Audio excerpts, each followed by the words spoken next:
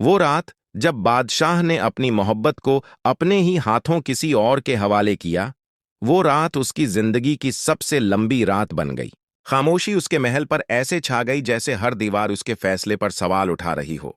बादशाह तन्हा अपने कमरे में बैठा था। आंखों में वही मंजर बार बार घूम रहा था जब संदरी ने आंसुओं के साथ इसकी तरफ आखिरी बार देखा था। वो नजर जैसे एक सवाल थी, एक शकवा, एक खामोश चीख। क्या यही मोहब्बत थी? दूसरी तरफ संदरी और गुलाम एक सुनसान रास्ते पर जा रहे थे। न संदरी कुछ बोल रही थी, न गुलाम में हिम्मत थी कि वो उससे नजरें मिला सके। आखिरकार गुलाम रख गया। सनदरी, मैं जानता हूं तुम मुझे कभी माफ नहीं करोगी, लेकिन यकीन करो, मैंने कभी तुम्हें छीनने का नहीं सोचा था। सनदरी ने आहिस्ता से उसकी तरफ देखा। उसकी आंखों में सिर्फ दर्द था। तुमने मुझे नहीं छीना, तुम दोनों ने मुझे खो दिया है। ये अल्फाज गुलाम के दिल पर तेर की तरह लगे। इधर महल में मर्ग अपनी जीत पर खुश थी, मगर उसके चेहरे पर एक अजीब सा खौफ भी था। क्या वाकई बादशाह मुझे कबूल करेगा, या ये सिर्फ एक सौदा था? कुर्बान अली ने उसे तसल्ली दी।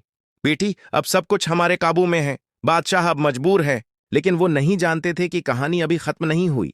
बादशाह ने अचानक एक फैसला किया। वो अपनी ताकत, अपनी हैसियत, सब कुछ छोड़ने को तैयार हो गया, मगर अपने जमीर के बोझ के साथ नहीं जीना चाहता था।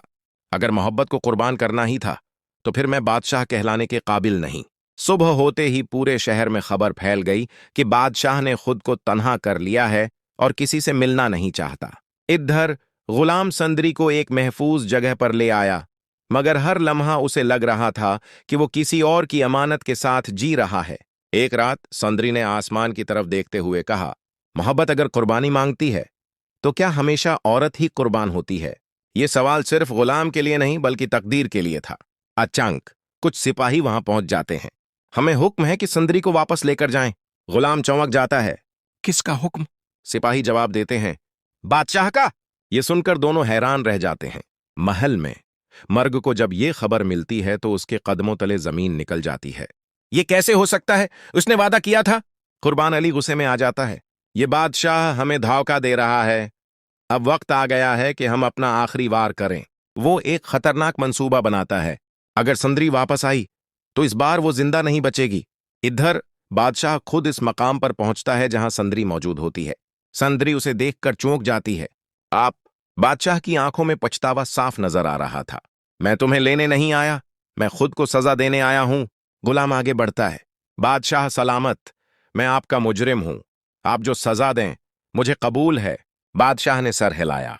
सजा तुम्हें नहीं, मुझे मिलनी चाहिए। वो संदरी की तरफ देखता है। मैंने तुम्हें खोकर सब कुछ खो दिया।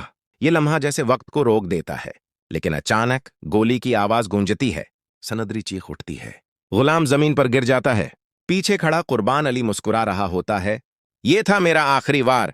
हर तरफ अफरातफरी मच जाती है। बादशाह गुस्से में आकर कुर्बान अली को पकड़ लेता है। तुमने सब कुछ खत्म कर दिया। कुर्बान अली हंसता है। नहीं बादशाह, अब तुम्हारी बारी है खत्म होने की। अचानक सिपाही उसे गिरफ्तार कर लेते हैं। सनदरी गुलाम के पास बैठकर रो। जैसे ही गुलाम की आंख खुलती है, इसके सामने कुर्बान अली खड़ा होता है।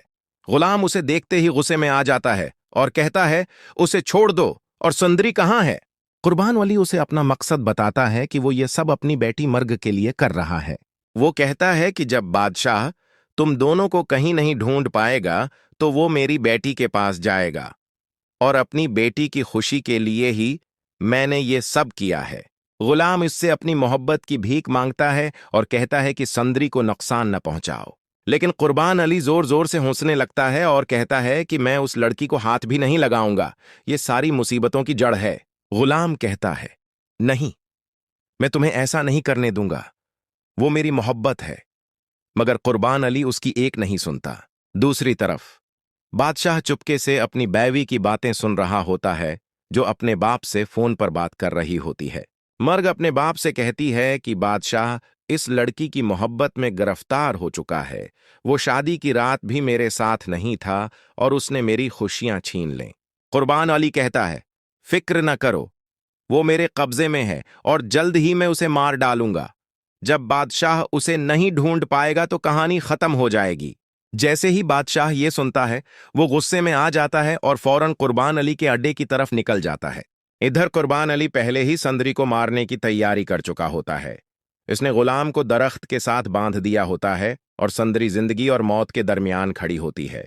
कुर्बान अली संदरी पर निशाना लगाता है कि अचानक बादशाह आकर चीखता है, रख जाओ कुर्बान अली, अगर तुमने ऐसा कुछ किया तो याद रखना तुम्हारी बेटी मेरे निकाह में है, मैं उसके साथ बहुत बुरा सलूक करूंगा। कुर्बान अली कहता है, मेरी बेटी को दरमियान में मत लाओ। बादशाह जवाब देता है, तो तुम भी मेरी मोहब्बत को दरमियान में मत लाओ। अगर तुमने मेरी मोहब्बत को नुकसान पहुंचाया तो मैं तुम्हारी बेटी को नहीं छोड़ूंगा। लेकिन कुर्बान अली चाल चलने की कोशिश करता है और बादशाह को बहकाता है। वो कहता है कि तुम्हारी खुशियों के दरमियान में नहीं आया, ये सब मैं अपनी बेटी की खुशी के लिए कर रहा हूं। तुम्हारा सबसे करीबी दोस्त, जिस पर तुमने सबसे ज्यादा भरोसा किया, वही तुम्हारी मोहब्बत को तुमसे छीन कर ले गया है। अगर तुम चाहते हो कि मैं संदरी को नुकसान न पहुंचाऊं, तो सबसे पहले उस गुदार गुलाम का हिसाब चुका दो।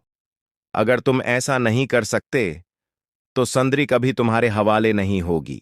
कुर्बान अली ये बात बड़े फख्र से कहता है, क्योंकि वो समझता है कि बादशाह गुलाम को नहीं छोड़ेगा, और जब वो ये गलती करेगा तो वो उसकी वीडियो बनाकर मीडिया पर डाल देगा, जिससे बादशाह न सिर्फ संदरी को खो देगा बल्कि अपनी विजारत भी।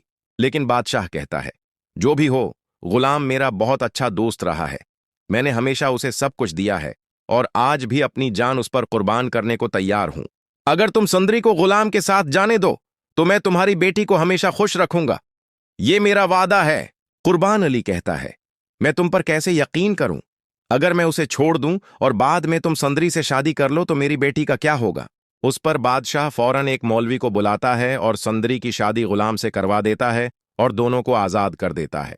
रास्ते में गुलाम बादशाह से मुआफी मांगता है और कहता है, आपने दोस्ती नहीं तोड़ी, मैंने तोड़ी है। मैं खुद को कभी माफ नहीं कर सकूंगा।